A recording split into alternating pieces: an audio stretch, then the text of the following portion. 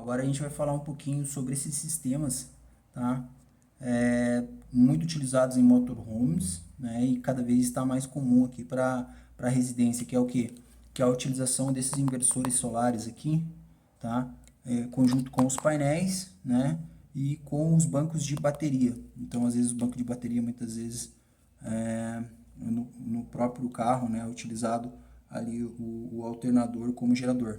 Então, como que fica isso aí, né? O fluxograma desse projeto, quando você traz para uma instalação residencial?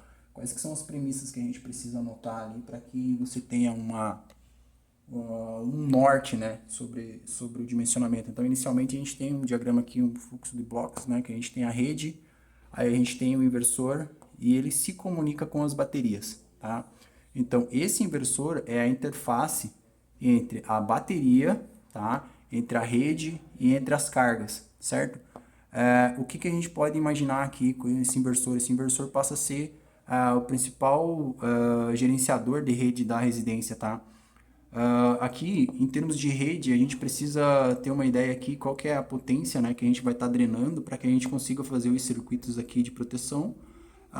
Qual que é a tensão, né, qual que é a tensão dessa rede aqui para que a gente também consiga estar dimensionando ou comprando o inversor e qual que é a corrente que de repente a gente vai demandar dela para que você tanto faça a recarga das baterias quanto você alimente a sua carga, né? Quais que são as informações ali principais com relação a essa interface aqui entre a bateria e o inversor? É o que? É a carga, né, que ele vai suportar, o inversor, a corrente, né, também para os circuitos aqui de seccionamento, né, e a descarga da bateria. Então, isso também é importante. E quando que o que você vai olhar aqui entre a interface do inversor e da carga? Quais são os parâmetros, né? O que a gente tem? A gente tem um perfil de consumo em kWh, a gente tem uma demanda total em kVA e a gente tem a autonomia desse sistema. Então, todos os sistemas que vocês forem fazer o dimensionamento como no break vai passar por aqui, por essa pequena estrutura, tá? Então, aqui é bom tomar nota. Dentro do que a gente consegue, né, dimensionar, que obviamente sempre serão estimativas, né, desses consumos e dessas demandas totais, assim como a autonomia, mas para a gente chegar numa autonomia aceitável, o que é interessante a gente olhar? Olhar, né, para o que a gente chama aqui, pelo menos na nossa concessionária, aí, previsto pelo... Todo ano tem uma meta da ANEEL que é o quê? Que é o DEC. O que é o DEC? O DEC é a duração equivalente de interrupção, tá? E aí, o que é essa duração? Ela tem uma estimativa, né, de 8,35 horas no ano. Então, essa é a duração que a ANEEL, né, preconiza para as distribuidoras. Aqui em Copel, eu usei o exemplo, a gente chegou aqui para o urbano, unidades consumidoras, né, para unidades consumidoras aqui, né, então, assim, são clientes do grupo B. A gente chegou aqui numa estimativa de 7,9 horas, ou seja, a gente está dentro, né, desse horizonte aqui preconizado para a ANEEL. Em contrapartida, a gente tem o que? O FEC. O que é o FEC? É a frequência média de interrupção. Tá? Então, assim, dentro de todo esse contexto aqui de 7,9 horas ou 8,35 horas, você pode ter, né, de uma a infinitas vezes, né, de interrupção. Então, essa é a frequência de interrupção. Então, aqui na Copel, a gente está com uma estimativa aqui entre 5 a 8 vezes. Com esses dois valores, você consegue chegar aqui ao tempo médio de restabelecimento. Tá? Então, assim, se você tem a sua duração equivalente entre falhas de 7,9 e se a gente adotar ali a frequência média de interrupção de 6 vezes, então a gente tem aqui um tempo de restabelecimento de 1,3 horas. O que significa dizer? Que você precisa de uma autonomia aqui de 1,3 horas, tá?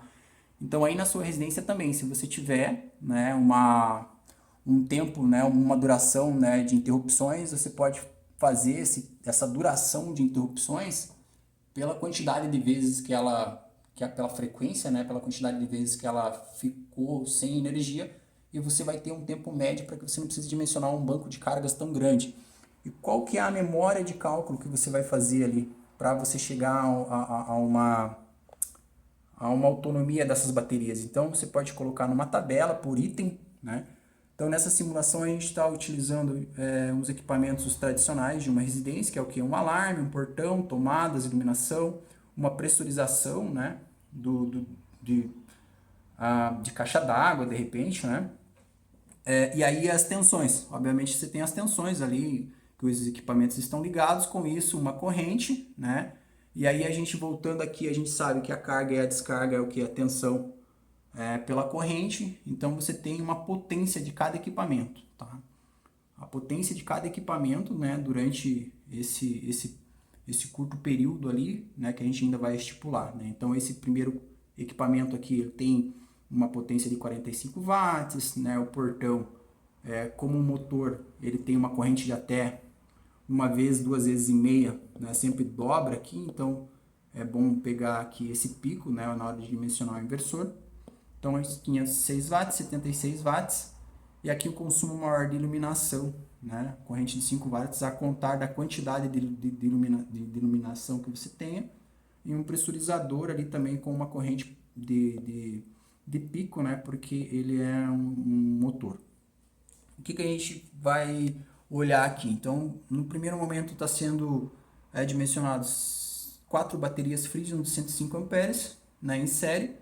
Então a gente tem uma energia do banco de 4 vezes 12 vezes 105, então a gente tem o que? 5,40 kWh.